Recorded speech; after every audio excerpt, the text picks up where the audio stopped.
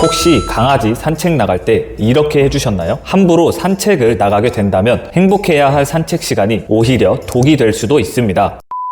안녕하세요. 리루크 대표훈련사 이성용입니다. 오늘은 절대 함부로 산책을 나가면 안 되는 이유에 대해서 말씀을 드릴 겁니다. 여러분들은 강아지의 첫 산책을 어떻게 해주셨나요? 첫 산책을 어떻게 해주냐에 따라서 산책을 좋아하는 강아지와 산책을 무서워하는 강아지로 나뉠 수도 있는데요. 산책은 첫 단추부터 잘 끼워줘야 합니다. 퍼피 강아지를 키우거나 예비 보호자님들은 오늘 영상 집중해서 봐주시고 이미 성견을 키우고 계시더라도 알고 있으면 도움되는 내용이니까 재밌게 봐주셨으면 좋겠습니다. 본 내용에 앞서 구독과 좋아요는 다음 영상 제작에 아주 큰 힘이 됩니다. 첫 번째, 산책 나가기 전 목줄 둔감화. 주변에 목줄 못하는 강아지 보신 적 있으세요? 생각보다 목줄을 불편해하거나 목줄만 차면 얼음이 되는 강아지가 많습니다. 이런 강아지가 되지 않기 위해 저 같은 경우에는 첫 산책을 나가기 전에 목줄 둔감화를 해주는데요. 이미 성견이라도 이 방법은 아주 효과가 좋을 테니 한번 시도해보세요. 우선 신발끈처럼 아주 가벼운 줄을 이용해서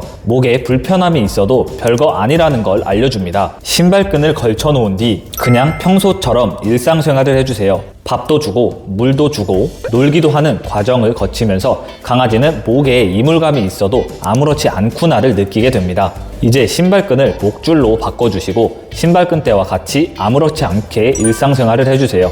올바르게 목줄 채우는 방법 지금 알려드릴게요. 첫 번째, 목줄 냄새를 맞춰주고 사료 보상해주세요. 두 번째, 사료를 바닥에 많이 떨어뜨린 후 먹고 있을 때 천천히 목줄을 채워주세요. 세 번째, 목줄을 채우고 신발끈대처럼 아무렇지 않게 일상생활을 해주세요. 이런 세세한 과정들이 왜 필요하다고 생각하세요? 많은 강아지 교육을 하다 보면 10마리 중에 3마리 정도는 리드줄을 아예 못하거나 불편해합니다. 이런 상황에서는 산책 교육을 해주기가 정말 어렵고 보호자님도 산책 한번 나가는 것을 굉장히 어려워하게 될 겁니다. 이런 문제 행동을 방지하기 위해서 저희는 미리미리 목줄을 통한 둔감화 교육을 해줄 거예요. 우선 여러분들은 퍼피 시기에 강아지를 키우고 계시기 때문에 지금까지 영상을 보셨을 겁니다. 퍼피 시기 강아지 보호자님들을 위해 8년 동안 쌓아온 노하우를 이 전자책 한 권에 담았습니다.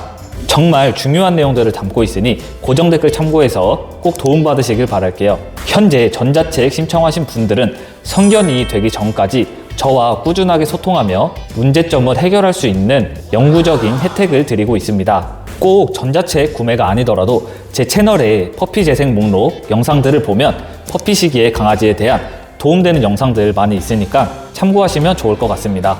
이제 목줄 둔감화는 끝났고 리드줄 둔감화만 해주면 산책 준비는 끝이 납니다. 여기서 잠깐, 혹시 목줄과 리드줄에 대한 차이점을 알고 계신가요?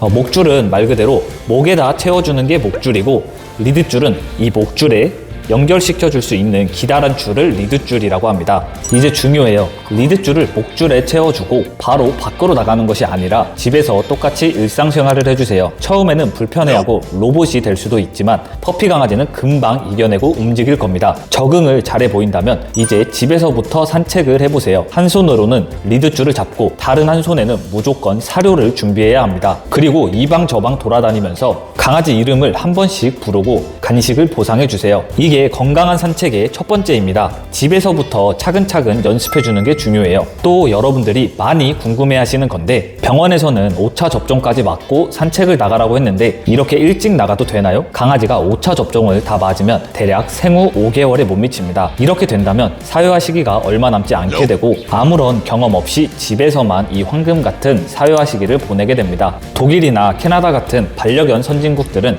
예방접종을 대개 3차까지만 맞고 있는 거 아세요? 우리나라만 5차 접종으로 이루어져 있고 이것은 무분별한 번식을 통한 분양이 이루어지기 때문에 대체적으로 우리나라 강아지 개체들이 몸이 약합니다. 이렇듯 사실 3차까지만 예방접종을 통해 면역력을 회복했다면 산책을 나가도 괜찮아요. 단 아무거나 주워 먹지 못하게 조심하고 강아지가 아주 많은 곳은 5차 접종 전까지 피해주는 게 좋습니다.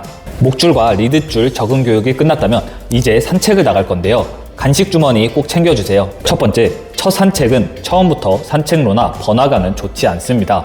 두 번째, 최대한 인적이 드물고 조용한 곳에서부터 시작해주세요. 세 번째, 사람이 많이 없는 아침이나 밤 시간을 이용해주세요. 네 번째, 최대한 새로운 상황마다 이름을 부르고 사료 보상을 통해 긍정적 경험으로 만들어주세요. 사람이나 강아지가 보이면 보상, 자전거가 보이면 보상, 오토바이, 자동차, 어린아이들이 보이면 보상, 새로운 장소에 새로운 환경을 마주칠 때마다 사료 보상을 해주세요. 이렇게만 해준다면 산책에 대한 긍정적인 인식이 생기게 되고 목줄이나 리드줄에 대한 거부감을 보이는 행동은 전혀 없을 것입니다. 강아지의 적응력을 판단해서 점점 범위를 산책로나 번화가로 이동해주세요. 새로운 상황마다 사료 보상을 해주는 게 가장 중요하니 꼭 기억하세요. 만약 강아지가 3차 접종 전이거나 강아지 입양 계획이 있는 예비 보호자님들이라면 지금 이 영상을 본 걸 정말 운이 좋았다고 생각을 해야 합니다. 첫 산책에서 트라우마 생기는 강아지가 생각보다 많거든요. 퍼피 시기는 강아지 견생 중 가장 중요한 시기니까 아까 말씀드린 고정 댓글 참고하셔서 전자책 링크 클릭하셔도 좋고 제 채널 퍼피 재생 목록 영상을 참고하셔도 좋습니다. 영상이 도움되셨다면 구독과 좋아요 부탁드리고 오늘도 영상 끝까지 시청해주셔서 너무 감사드립니다. 행복한 하루 보내세요. 안녕!